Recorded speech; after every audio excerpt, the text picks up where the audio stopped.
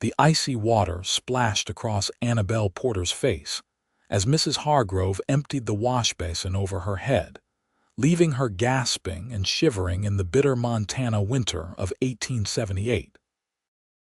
Annabelle's fingers were cracked and bleeding from the lye soap she'd been using to scrub the Hargroves' floors since dawn broke over the small town of Chloride. "You missed a spot," Mrs. Hargrove said coldly, pointing to a corner where the floorboards met the wall. "Do it again. All of it." Annabelle, 20 years old with auburn hair plastered to her face from the dousing, said nothing as she picked up her scrub brush again. Her silence was not submission but survival. She'd learned in the 2 years since coming to work for the Hargroves that speaking only made things worse. "And when you're done," Mrs. Hargrove continued, her voice as sharp as the winter wind that rattled the windows, "the chamber pots need emptying, and my husband's shirts need pressing before his business associates arrive for dinner." "Yes, madam," Annabelle whispered, her knees already raw from hours on the hard floor. Mrs. Eleanor Hargrove, wife of the wealthiest merchant in Chloride, looked down her nose at the young maid. "My sister was too generous taking in an orphan like you. You should be grateful we put a roof over your head and food in your belly." Grateful. Annabelle had once known the meaning of that word, before the fever took her parents 4 years ago, before her aunt shipped her off to distant relatives who saw her as nothing but free labor. Before she'd become invisible except when something needed cleaning or fixing. As Mrs. Hargrove's footsteps faded down the hallway, Annabelle allowed herself a single tear before wiping it away with her raw knuckles. Crying was a luxury she couldn't afford. Not when there were floors to scrub, meals to cook, and the endless, crushing work that filled her days from before sunrise until long after sunset. The Hargrove house sat on the edge of Chloride, a mining town that had sprung up with the discovery of silver in the hills. Mr. Thomas Hargrove owned the general store and had his fingers in nearly every business in town, a fact he reminded everyone of at every opportunity. Their home was the largest in town, with 4 bedrooms and even glass windows imported from back east. The luxury of the house was matched only by the coldness of the people who lived in it. By midday, Annabelle had finished the floors and was hanging laundry in the bitter cold when she noticed a stranger riding toward the house. He sat tall in the saddle, his broad shoulders wrapped in a worn leather coat, a dust-covered hat pulled low over his eyes.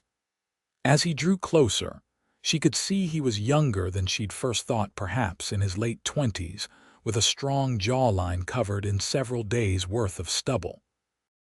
He tipped his hat to her as he passed, revealing eyes as blue as a summer sky, a startling contrast to his sun-darkened skin. Annabelle quickly looked down, aware that Mr. Hargrove did not approve of her speaking to any men, especially strangers. "Excuse me, miss," the man said, his voice deep and pleasant. "Is this the Hargrove residence?" "Yes, sir," she answered, keeping her eyes on the sheet she was hanging. "Mr. Hargrove is in his study. Much obliged." He dismounted with the easy grace of a man who'd spent his life on horseback, tying his horse to the hitching post. Before heading to the front door, he paused. "That's mighty hard work in this cold," he observed, nodding at her red, chapped hands. Before she could respond, the front door opened, and Mr. Hargrove's booming voice called out, "Grant Callahan." Right on time, the stranger Grant Callahan gave Annabelle one last look before turning to greet Mr. Hargrove. As they disappeared inside, Annabelle wondered what business such a man could have with her employer. Most of Mr. Hargrove's associates were fellow merchants or bankers, not weathered cowboys who looked like they'd ridden straight off the range. That evening, as Annabelle served dinner to the Hargroves and their guest, she learned more about the mysterious Mr. Callahan. He had purchased land about 10 miles outside of town and was starting a cattle operation. He had come from Texas originally, but had spent the last few years driving cattle north. "You'll need workers," Mr. Hargrove was saying as Annabelle silently refilled water glasses. "Good help is hard to find in these parts." "That's the truth," Grant Callahan agreed, his eyes briefly meeting Annabelle's as she served him. "I've got a foreman and 2 hands coming up from Wyoming next month, but I need someone sooner to help get the house in order. It's been abandoned for years and needs a woman's touch before it's properly habitable." Mrs. Hargrove sniffed. "Good luck finding a respectable woman willing to work on a ranch so far from town. No decent woman would consider it." Mr. Hargrove was stroking his beard thoughtfully. "What about Annabelle here?" He gestured toward her as though she were a piece of furniture he was considering selling. "She's a hard worker, knows her way around a kitchen and laundry." Annabelle froze, the water pitcher clutched in her hands. Mrs. Hargrove's face darkened. "Thomas, we need her here." "We can find another girl," Mr. Hargrove countered.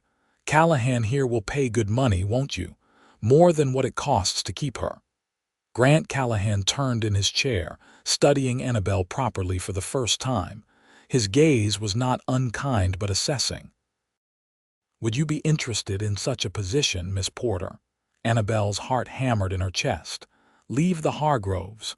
Work for this stranger. It could be worse than her current situation, or it could be her only chance at something different. She has no say in the matter, Mrs." Hargrove cut in sharply. "She's indentured to us until she's 21. That's still months away." "Actually, Eleanor," Mr. Hargrove said with a calculating smile, "her indenture can be transferred, and Mr. Callahan's offer would benefit us all." Benefit them, Annabelle thought bitterly. She'd receive none of the money-changing hands, just a new master instead of the old ones. "How much are you offering?" Mr. Hargrove asked bluntly. The negotiations continued as if she weren't standing right there, holding a water pitcher with trembling hands. Finally, a price was agreed upon, and Mr. Hargrove looked at her with satisfied eyes. "Pack your things tonight. You'll leave with Mr. Callahan in the morning." That night, Annabelle lay on her small cot in the corner of the kitchen, too anxious to sleep. Her few possessions, 2 dresses, a nightgown, a hairbrush that had been her mother's, and a small Bible were already packed in a tattered carpetbag. She had no idea what awaited her at Grant Callahan's ranch, but as she stared at the ceiling, listening to the wind howl outside, she realized one thing. It couldn't possibly be worse than this. Morning came too quickly and not soon enough. "Mrs. Hargrove barely looked at her as she handed over a sack with some bread and dried meat for the journey. "Don't think you're above your station just because you're going to work for Mr. Callahan," she said coldly. "Remember your place, girl." Mr. Hargrove was more jovial, counting the money Grant Callahan had paid him. "You behave yourself and work hard," he instructed Annabelle. "Don't make me regret recommending you." Grant Callahan waited by his horse, having added a second mount to his string, a gentle-looking bay mare that Annabelle assumed was for her. He took her small bag and secured it behind his saddle. "Have you ridden before, Miss Porter?" he asked as he helped her mount. "Yes, sir," she answered quietly. "When I was younger, my father taught me." Something in her tone must have revealed more than she intended because his expression softened. "Well, Maple here is steady as they come. She'll take good care of you." The ride out of town was silent. Annabelle could feel curious eyes watching from shop windows and porches as she rode beside the tall cowboy, leaving Chloride behind. Part of her wanted to look back at the town she'd called home for the past 2 years, but another part, a stronger part, kept her eyes fixed ahead. "It's about a 3-hour ride," Grant told her after they'd been traveling for a while. "There's a creek we can stop at midway to rest the horses and have some of that food Mrs. Hargrove sent along." His mention of Mrs. Hargrove made Annabelle tense visibly, a reaction that didn't escape his notice. "Were they very hard on you?" he asked quietly. Annabelle was startled by the direct question. No one had ever asked about her circumstances before. "They provided for me," she answered carefully. Grant's expression suggested he heard what she wasn't saying. "Well, I can promise you this much, Miss Porter. You'll have your own room with a real bed at my ranch, 3 solid meals a day and Sundays to yourself. I expect hard work, but not sunrise to midnight like I suspect you've been doing." His words rendered her momentarily speechless. A real bed, time to herself. These were luxuries she hadn't dared hope for. "What exactly will my duties be, Mr. Callahan?" she finally managed to ask. "The house needs a thorough cleaning. It's been empty for years. There's cooking for me and eventually the hands when they arrive, laundry, mending. But I don't expect miracles overnight. The place is a mess, and it'll take time to make it livable." They stopped at the creek as promised, and Annabelle was surprised when Grant handed her a portion of food that was far more generous than what she was accustomed to receiving from the Hargroves. They ate in companionable silence, the only sounds the burbling of the creek and the occasional snort from the horses. "May I ask how you came to be with the Hargroves?" Grant inquired as they prepared to continue their journey. Annabelle hesitated, unused to speaking about herself. "My parents died of fever when I was 16. I had no other family except a distant aunt who sent me to Mrs. Hargrove, their cousins. I was supposed to help around the house in exchange for room and board until I came of age." "But they worked you like a servant without pay," Grant observed, his voice tight with something that sounded like anger. Annabelle didn't respond. What was there to say? It was the way things had been. "Well, Miss Porter, things will be different at Silver Creek Ranch. You'll be paid fair wages for your work, $5 a week to start, plus room and board. And I won't be selling your contract to anyone else." $5 a week. Annabelle nearly fell off her horse. That was more than many men made, let alone a woman in domestic service. "Sir, that's too generous," she protested. Grant's mouth quirked up in a half-smile. "Let me be the judge of what's fair pay for honest work. Now, shall we continue? We've got a ways to go yet." As they rode, the landscape changed from the scattered buildings of Chloride to open prairie, and then into gently rolling hills dotted with pine and aspen. The air was crisp and clean, carrying the scent of pine sap and wild grasses even in winter. "There it is," Grant said finally, pointing toward a cluster of buildings nestled in a protected valley. Silver Creek Ranch. Annabelle could make out a main house larger than she'd expected, a barn, and several outbuildings. A creek snaked through the property, explaining the ranch's name. Despite the run-down appearance of the buildings, the setting was beautiful, with mountains rising in the distance and the valley offering protection from the worst of the weather. "It needs work," Grant acknowledged, "but the bones are good. The previous owner died without heirs, and the place has been sitting empty for nearly 3 years. I got it for a fair price, land and buildings both." As they rode closer, Annabelle could see that "needs work" was an understatement. The house, though solidly built of logs with a stone foundation, had broken windows patched with canvas, a sagging porch, and a general air of neglect. The barn looked to be in better shape, but not by much. "We'll tackle the house first," Grant said as he helped her dismount. "Get the kitchen and at least one bedroom habitable tonight, and then work on the rest room by room." The interior of the house was as neglected as the exterior. Dust covered everything, mouse droppings littered the corners, and cobwebs festooned the ceiling. But Annabelle could see that the structure itself was sound, and with work it could be quite comfortable. "Your room will be this one," Grant said, showing her a small but private bedroom off the kitchen. Mine's upstairs. There are 2 more bedrooms up there for when the hands arrive, and a parlor and dining room through there. He pointed to a doorway off the main room.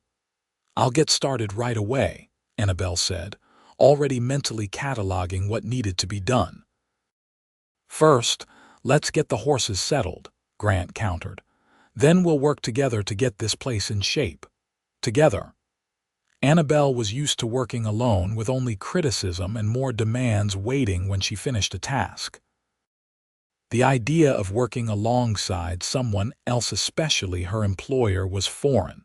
To her surprise, Grant was as good as his word. After tending to the horses, he worked alongside her, hauling water from the creek, building fires in the kitchen stove and the main fireplace, and helping to sweep out the worst of the dust and debris.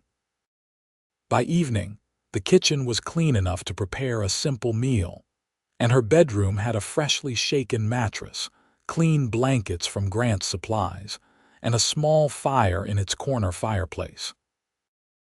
As they sat at the kitchen table eating beans and bacon that Grant had prepared, insisting she'd done enough work for one day, Annabelle found herself studying her new employer.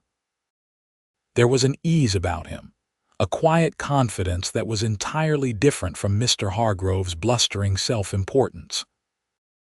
Grant's hands were calloused and strong, his face weathered from years in the sun, but his eyes remained kind as they had been when she first noticed them in the Hargroves' yard.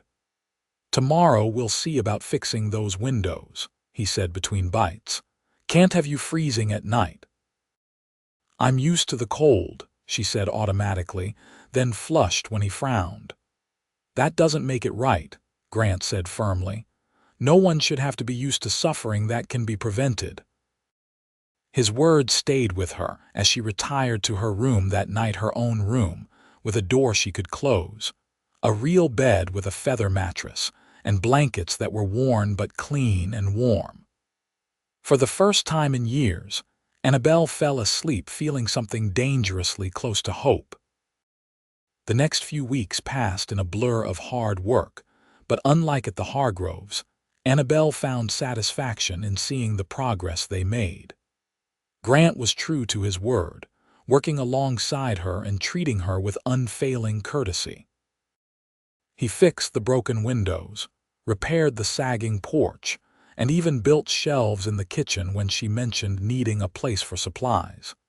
Each Saturday, he gave her an envelope containing her wages, $5 as promised, and each Sunday, she had to herself. The first Sunday, she'd risen at dawn out of habit and started breakfast before Grant gently reminded her that it was her day off. "But you need to eat," she had protested. "I managed to feed myself for 28 years before you arrived, Miss Porter," he'd said with a hint of amusement. "I reckon I can manage one day a week still." By the end of the first month, the house was transformed. Windows gleamed, floors shone with beeswax polish, and curtains that Annabelle had sewn from fabric Grant had brought from town hung at the windows.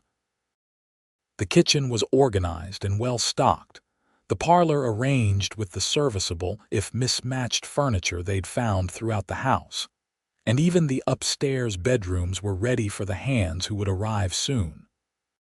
Spring was beginning to make itself felt, with the snow receding and the first green shoots appearing in the sheltered spots. Grant spent more time outdoors now, repairing fences and outbuildings in preparation for the cattle that would arrive with his foreman. One evening, as Annabelle served a stew she'd made from venison Grant had brought home, she realized she was humming. The sound startled her into silence. She couldn't remember the last time she'd felt like humming. "That was pretty," Grant commented, looking up from his plate. "What was it?" "Just an old song my mother used to sing," she answered, embarrassed at being caught in such a moment of lightness. "You should sing more often," he said simply, then returned to his meal. That night, for the first time in years, Annabelle dreamed not of work or worry or loss, but of music and laughter. The next morning she was kneading bread dough when Grant entered the kitchen, his expression troubled. "I need to ride into town today," he said. "There's word of trouble with some of the local ranchers about water rights. I want to make sure our paperwork is in order before the cattle arrive." "Of course," Annabelle said, continuing to work the dough. "Will you be back for supper?" "Should be, but don't hold it if I'm late."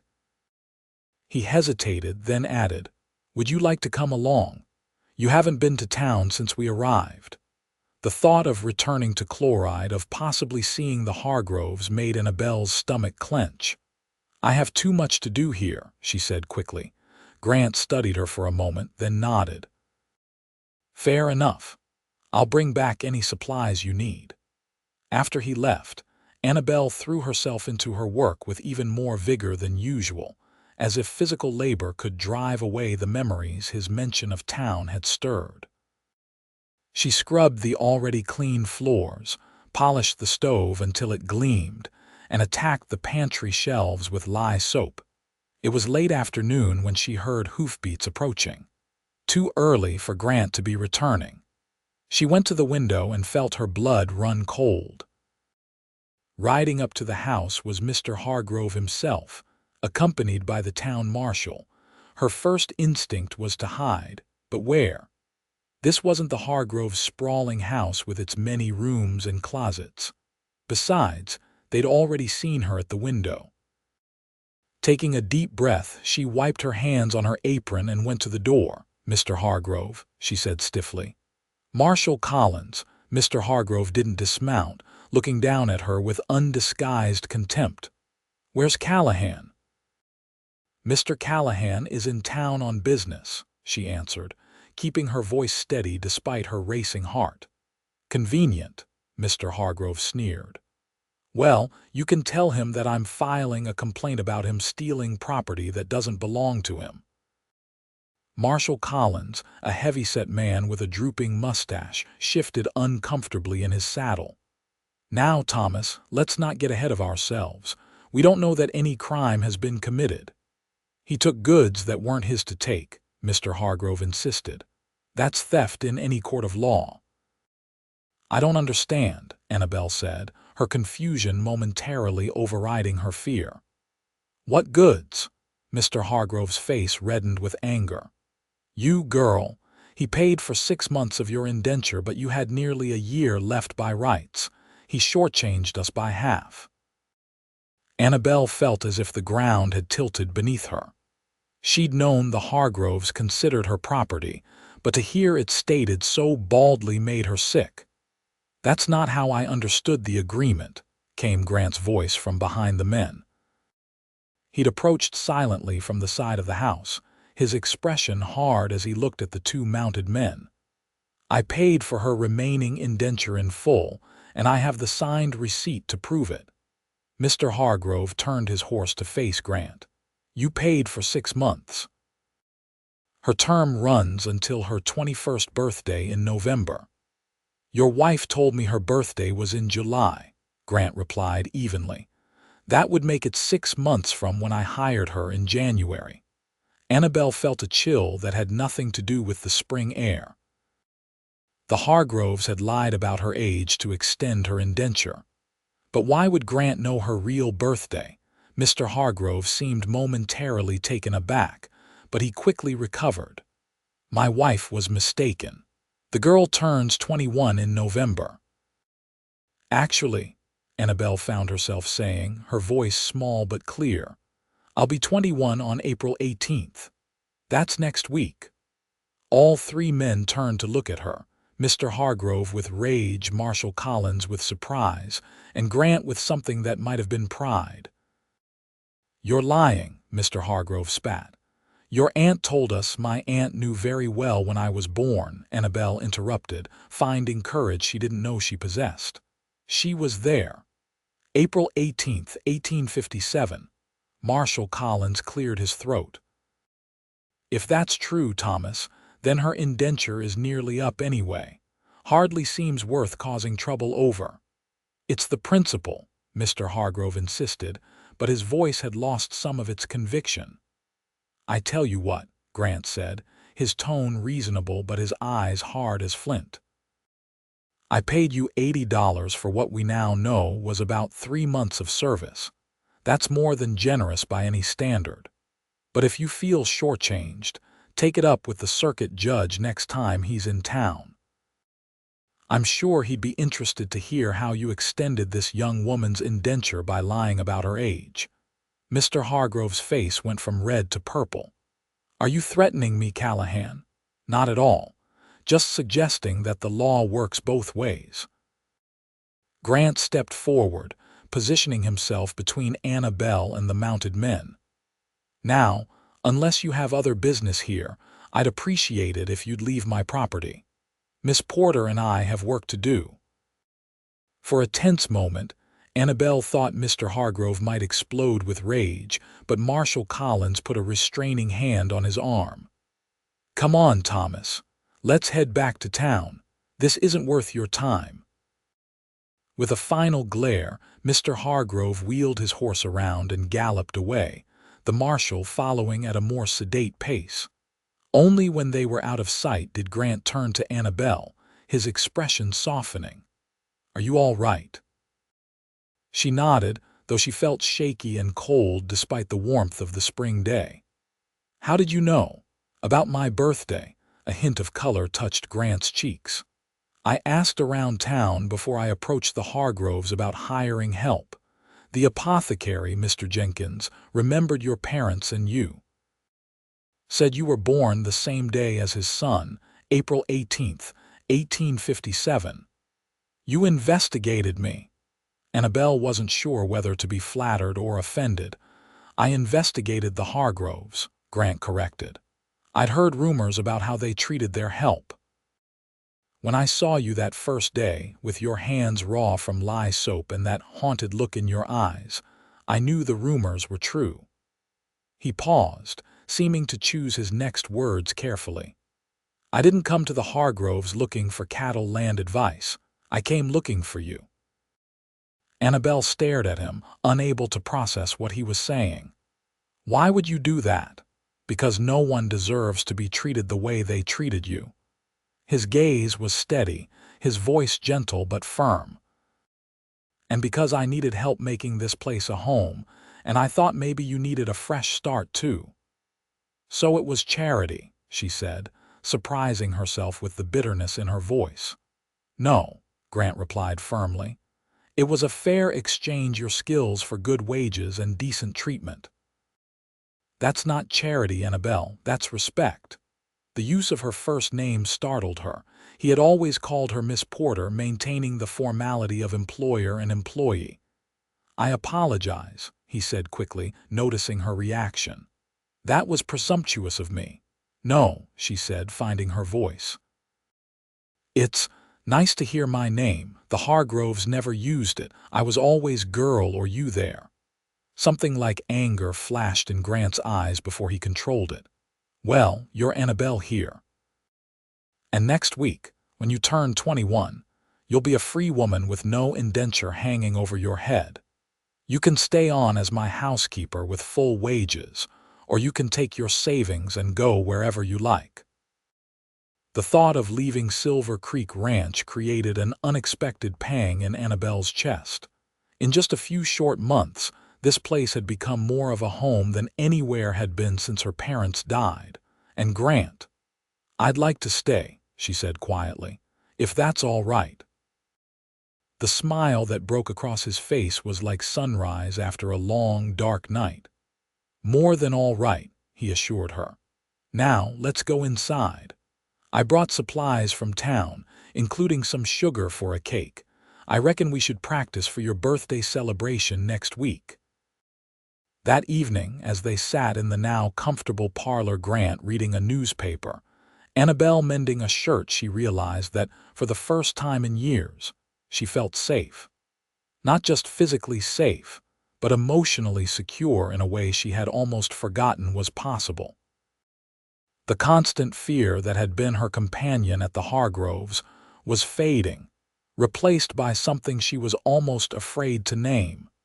The next few days passed peacefully. Grant spent most of his time preparing for the arrival of his foreman and the cattle, while Annabelle put the finishing touches on the house and planted a small kitchen garden. She noticed that Grant found more and more excuses to be near the house, checking the roof, repairing a loose shutter, splitting extra firewood though they had plenty. Each time their paths crossed, his smile seemed a little warmer, his gaze lingering a little longer. The evening before her birthday, Annabelle was hanging laundry in the last light of day when she heard riders approaching. Her first fear was that Mr. Hargrove had returned, but as the figures came into view, she saw it was 3 men she didn't recognize, leading a string of pack horses. Grant emerged from the barn, striding forward to greet them with a wave. "Hank, right on time," the foremost rider, a weathered man perhaps 10 years older than Grant, dismounted with a grin. "Figured we'd push through and surprise you. Got the herd bedded down about 5 miles back with the other boys." He glanced toward Annabelle, curiosity evident in his expression. Grant followed his gaze. "Annabelle, come meet Hank Davies, the best foreman west of the Mississippi. And these are Pete and Charlie, 2 of the hands who will be working with us." Annabelle approached somewhat shyly, smoothing her apron. "Welcome to Silver Creek Ranch, gentlemen." Hank removed his hat, revealing hair streaked with gray. "Madam, boss man here told us he had a housekeeper, but he didn't mention she was so young and pretty." Annabelle felt herself blush, unused to such frank compliments. "Mind your manners, Hank," Grant said, but his tone was good-natured. "Miss Porter runs this house, and you'll show her proper respect or answer to me." "Yes, sir," Hank replied with exaggerated deference, but his eyes twinkled with good humor. "No disrespect intended, Miss Porter." "None taken," Annabelle assured him. "There's stew on the stove and fresh bread. I'll set more places for supper." As she hurried back to the house, she could hear the men talking and laughing together, the sounds of genuine camaraderie carrying on the evening air. It struck her how different this was from the Hargrove household, where tension and criticism were the only constants.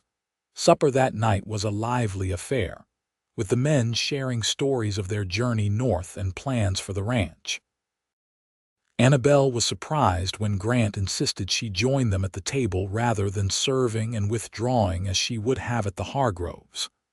"Tomorrow's a special day," Grant announced as they finished the apple cobbler Annabelle had prepared. "It's Miss Porter's 21st birthday, which means she's officially a free woman.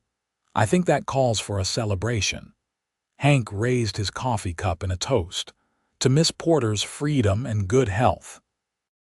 The other men joined in, and Annabelle felt her cheeks grow warm with pleasure and embarrassment at being the center of attention. "Thank you," she said softly, looking around the table at these men who were strangers yet had made her feel more welcome in one evening than the Hargroves had in 2 years. Later, as she prepared for bed, there was a soft knock at her door. Opening it, she found Grant standing there, holding a small package wrapped in brown paper and string. "I wanted to give you this before tomorrow," he said, seeming almost nervous, "in case the men's presence makes it awkward." "You didn't need to get me anything," Annabelle protested, though she was deeply touched by the gesture. "I wanted to." He handed her the package. "Please open it." With trembling fingers, Annabelle untied the string and unwrapped the paper. Inside was a small leather-bound journal, its cover soft and supple, with her initials AP stamped in gold on the front. "I noticed you writing sometimes, on scraps of paper," Grant explained. "Thought you might like something proper to write in. Your thoughts, memories, whatever you want to preserve." Tears pricked at Annabelle's eyes as she ran her fingers over the journal. It was such a personal gift, showing that he had noticed her, had seen a part of her that she thought was invisible to everyone. "It's beautiful," she whispered. "Thank you, Grant." His first name slipped out unbidden, and she immediately looked up, worried she had overstepped. But Grant was smiling, his eyes warm in the lamplight. "You're welcome, Annabelle." There was a moment of silence between them, filled with something unspoken yet palpable. Then Grant cleared his throat. "Well, good night. Happy birthday." "Good night," she replied, clutching the journal to her chest as he turned and walked away. That night, Annabelle wrote her first entry in the journal, pouring out her feelings about her birthday, her newfound freedom, and the man whose kindness had changed her life in ways she was only beginning to understand. The next morning, her birthday dawned bright and clear. When she entered the kitchen to start breakfast, she found it already occupied. Grant and Hank were at the stove, arguing good-naturedly about the proper way to fry bacon, while Pete set the table and Charlie struggled with coffee grounds. "What are you all doing?" she asked, bemused by the scene before her. "Making your birthday breakfast," Grant announced proudly. "Though I'm starting to think we should have stuck to cold biscuits and jam." "Boss insisted," Hank said, flipping bacon with more enthusiasm than skill. "Said you weren't to lift a finger on your birthday." "That's very kind but unnecessary," Annabelle protested. "Sit down and let us spoil you a little," Grant said, pulling out a chair for her. "It's not every day a person claims their freedom." Touched beyond words, Annabelle sat and watched as the men finished preparing a somewhat chaotic but heartfelt breakfast. The bacon was a bit too crisp, the eggs slightly runny, but it was one of the best meals she had ever eaten, seasoned as it was with genuine care. After breakfast, Grant announced that the men would manage without her for the day. "We've got cattle to move and fences to check. You take the day for yourself. Do whatever you please." "But what about supper?" Annabelle asked, unaccustomed to such freedom. "We'll manage," Grant assured her. "Or we'll ride into town for a meal at the hotel. Don't worry about us today." Left alone in the house, Annabelle wasn't quite sure what to do with herself. After a lifetime of constant work, leisure was an unfamiliar concept. She decided to take a walk, following the creek that gave the ranch its name. The day was perfect for it: warm sunshine, a gentle breeze, and wildflowers beginning to dot the meadow grasses. She walked for nearly an hour, reveling in the simple pleasure of movement without purpose, of seeing the beauty around her without rushing past it to the next chore. Finding a sun-warmed rock by the creek, she sat and opened her new journal, recording her thoughts and the sights and sounds around her.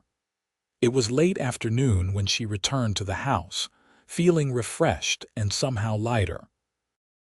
To her surprise, she found Grant waiting on the porch, dressed in clean clothes, his hair damp as if freshly washed. "I was beginning to worry," he said, standing as she approached. "Thought you might have decided to exercise your freedom by leaving altogether." "And miss whatever you have planned for this evening," she teased, surprising herself with her boldness.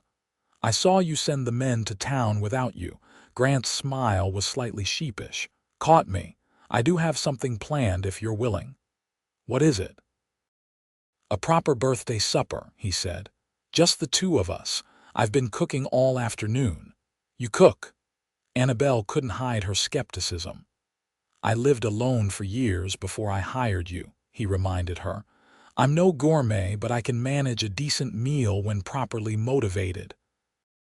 He offered his arm in a formal gesture that made her smile. "May I escort you to dinner, Miss Porter?" Feeling as if she had stepped into someone else's life, Annabelle placed her hand on his arm. "You may, Mr. Callahan." He had transformed the dining room. The table was set with the best dishes the house possessed. A bouquet of wildflowers served as a centerpiece, and candles provided a warm, golden light. The meal he had prepared was simple roast chicken, potatoes, and early spring greens from her garden, but cooked with obvious care. "This is wonderful," Annabelle said as they ate. I've never had anyone go to such trouble for me." "You deserve it," Grant replied simply. "And more." There was something in his voice, in the way he looked at her across the candlelit table, that made her heart beat faster. It was a look she had caught glimpses of before but had been afraid to interpret. "Annabelle," Grant said after they had finished eating, "now that you're 21 and legally free, there's something I need to tell you." She tensed, wondering if he was going to say he no longer needed her services now that his foreman and hands had arrived. "When I first saw you at the Hargroves, something about you called to me," he continued. "It wasn't just that you needed rescuing, though God knows you did. It was something in your eyes, a strength that all their cruelty couldn't break." Annabelle sat very still, hardly daring to breathe. "I told myself I was just being a decent human being, offering you a fair job and wages. But these past months, watching you transform this empty house into a home, seeing you stand up to Hargrove yesterday, getting to know the remarkable woman you are." He paused, seeming to gather his courage. "I find myself hoping you might consider staying at Silver Creek not just as my housekeeper, but perhaps someday as something more." "Something more," Annabelle repeated, her voice barely above a whisper. Grant reached across the table, his hand open in invitation. After a moment's hesitation, Annabelle placed her hand in his. "I'm not asking for anything right now," he assured her. "You've just gained your freedom, and I wouldn't dream of asking you to tie yourself to anyone so soon. But I wanted you to know that my feelings for you have grown beyond those of an employer for his housekeeper." Annabelle's mind was spinning. This man, this kind, honorable man who had rescued her from a life of servitude and given her dignity and respect, was telling her he had feelings for her. It seemed too good to be true, like something from the dime novels Mrs. Hargrove occasionally left lying around. "I don't know what to say," she admitted. Grant squeezed her hand gently. "You don't have to say anything now. Take all the time you need. I just wanted you to know where I stand, so you can make your choices with full knowledge." Tears filled Annabelle's eyes. "No one has ever given me choices before," she said softly. "It was always orders and demands and expectations." "That's not how it should be between people who care for each other," Grant said firmly. "Especially not between a man and woman considering a life together. A life together."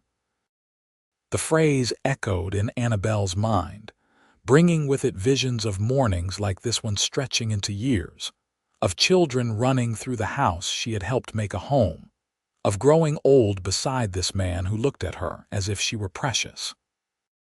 "I care for you too," she admitted, her voice stronger now.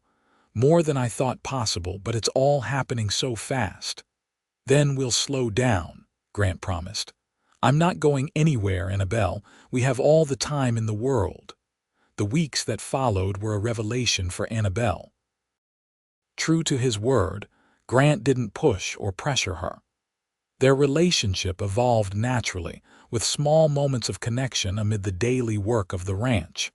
A touch of hands as they passed dishes at supper. Conversations that stretched late into the evening, sharing stories of their pasts and dreams for the future.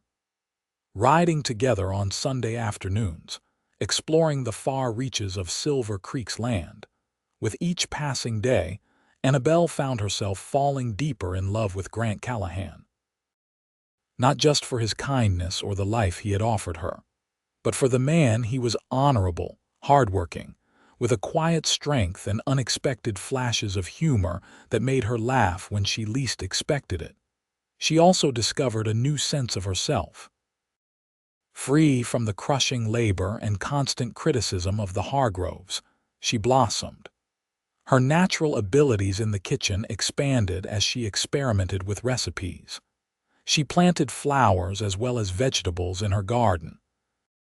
She wrote in her journal every night, sometimes poetry, sometimes reflections on her day. and she began to dream of a future not just surviving from one day to the next, but building something lasting and meaningful. One evening in early June, as they sat on the porch watching the sunset paint the mountains gold and crimson, Grant took her hand. "I have to go to Billings next week," he said. "We're selling some of the yearlings, and I need to negotiate the contracts myself. How long will you be gone?" Annabelle asked, trying to hide her disappointment. They had never been separated since the day he had brought her to Silver Creek. "About 10 days," he answered. "Hank will be here and the hands. You won't be alone." "I'll miss you," she said simply. Grant's fingers tightened around hers. "I'll miss you too, more than I can say." He turned to face her fully, his expression serious. "Annabelle, I've been trying to be patient, to give you the time and space you need. But before I go, I need to know, have you given any thought to what I said on your birthday?" Annabelle's heart raced. Of course she had thought of little else, but she had been afraid to speak of it, afraid that putting her feelings into words might somehow break the spell of happiness that had enveloped her these past months. "I have," she admitted softly. "Every day. And—" His voice was gentle, but she could hear the tension in it, the fear that her answer might not be what he hoped. Instead of speaking, Annabelle leaned forward and, with courage born of certainty, pressed her lips to his. It was a brief kiss, sweet and tentative, but it communicated what words could not. When she pulled back, Grant's eyes were wide with surprise and joy. "Annabelle Porter," he whispered, "I do believe I'm in love with you."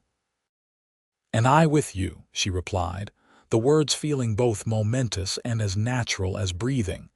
Grant cupped her face in his hands, his touch reverent. "I'll be counting the hours until I return. And when I do, if you're sure of your heart, I'd like to speak to the preacher about making this official." "Official?" Annabelle's breath caught. "I'm asking if you'll marry me," Grant clarified, his smile tender. "Not right away if you're not ready, but someday when you are." Tears of happiness filled Annabelle's eyes. "I'm ready now," she said. "I've been ready since that night at the dinner table when you told me my feelings mattered, that I had choices. That's when I knew what kind of man you are, Grant Callahan." His kiss this time was deeper, filled with promise and passion carefully restrained. When they finally parted, both breathless, Grant rested his forehead against hers. "Then we'll speak to the preacher as soon as I return, if that's what you truly want." "It is," Annabelle assured him. "More than anything." The 10 days of Grant's absence were the longest of Annabelle's life. She threw herself into work, cooking elaborate meals for the ranch hands, scrubbing the house until it gleamed, and spending hours in her garden. But none of it could fully distract her from counting the days until his return. On the 11th day, when he was due back, Annabelle rose before dawn and prepared all his favorite foods. She wore her best dress, a blue calico that Grant had once said matched her eyes, and waited anxiously, watching the road for any sign of riders. It was late afternoon when she finally spotted a lone horseman approaching. Her heart leaped with joy, and she ran to the porch, shading her eyes against the setting sun to confirm it was him. As he drew closer, she could see it was indeed Grant, and he was urging his horse to a gallop as soon as he spotted her waiting. He barely took time to tie his horse before sweeping her into an embrace that lifted her feet off the ground. "God, I missed you," he murmured against her hair. "I missed you too," she said, laughing and crying at the same time. Grant set her down but kept his arms around her. "I have something for you," he said, reaching into his pocket. He pulled out a small box and opened it to reveal a ring, a simple gold band set with a small diamond that caught the late afternoon sunlight. "It's not fancy," he said apologetically, "but it's real, like my feelings for you." "It's perfect," Annabelle whispered, overwhelmed by the tangible symbol of his love. Grant took the ring and slid it onto her finger. "Annabelle Porter, will you do me the great honor of becoming my wife?" "Yes," she said without hesitation. "Yes, with all my heart." They were married 2 weeks later in the small church in Chloride. The ceremony was simple but meaningful, attended by the ranch hands and a few townspeople who had come to know and respect the young couple. Annabelle wore a cream-colored dress that she and the dressmaker in town had worked on day and night to finish in time, and carried a bouquet of wildflowers from her garden.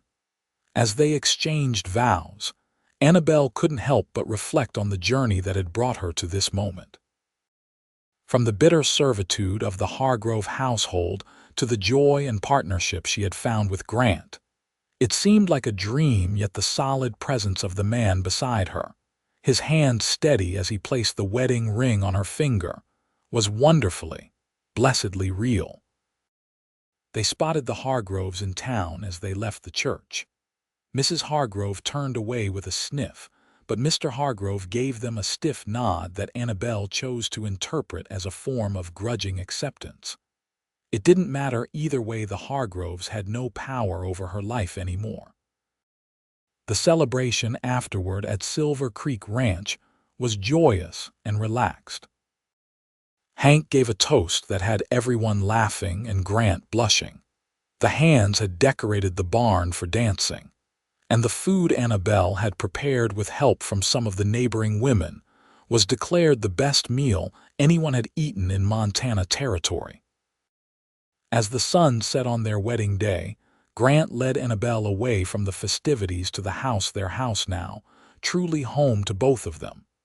In the privacy of the bedroom that was now theirs to share, he kissed her with a tenderness that made her heart ache with happiness. "Mrs. Callahan," he said, trying out her new name, "I promise you this, as long as I live, you'll never know another day of unkindness or cruelty. I can't give you a life without hardship, this land is too demanding for that, but I swear you'll never face those hardships alone." Annabelle reached up to touch his face, marveling that this good man was now her husband. "And I promise you, Grant Callahan, that I'll stand beside you through whatever comes. The bitter and the sweet, the easy and the hard, we'll face it all together." The years that followed proved the truth of both their promises. Life on a Montana ranch was never easy. There were harsh winters, drought summers, cattle lost to disease and predators, and the constant challenge of wresting a living from the land. But there was joy too, in abundance. Their first child, a son they named James Thomas Callahan, was born just over a year after their wedding. He had his father's blue eyes and his mother's quiet strength, and from his earliest days showed a love for the ranch and the animals that populated it. 2 years later, they welcomed a daughter, Elizabeth Grace, whose arrival during a spring blizzard tested Annabelle's courage but rewarded her with a child whose spirit matched the wildness of the land that had birthed her. Silver Creek Ranch prospered under Grant's management and Annabelle's careful stewardship. They added land, built a larger barn, and even expanded the house to accommodate their growing family and frequent visitors. Grant's reputation for fair dealing and quality cattle spread throughout the territory, bringing buyers from as far away as Chicago to their remote Montana valley. Annabelle found her own place in the community as the years passed.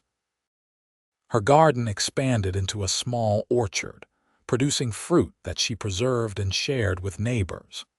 She began teaching the children on nearby homesteads to read and write, eventually convincing Grant to donate land and lumber for a small schoolhouse where she taught 3 days a week.